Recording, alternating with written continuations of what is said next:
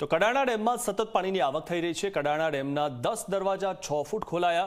કડાણા ડેમમાંથી મહીસાગર નદીમાં પાણી છોડાયું છે અને મહીસાગર નદીમાં 1.18 લાખ ક્યુસેક પાણી છોડાયું છે। ઉપરવાસમાં ભારે વરસાદના કારણે સતત પાણીની આવક થઈ રહી છે। તો સતત પાણી છોડવામાં આવી રહ્યું છે, જેના કારણે દરવાજા ખોલવામાં આવ્યા। 1.18 લાખ ક્યુસેક પાણી મહીસાગર નદીમાં છોડવામાં આવ્યું છે। ઉપરવાસમાં ભારે વરસાદ થયો, જેના કારણે આ પાણી છોડાયું છે અને 1.18 લાખ ક્યુસેક પાણી મહીસાગર નદીમાં છોડવામાં આવ્યું છે।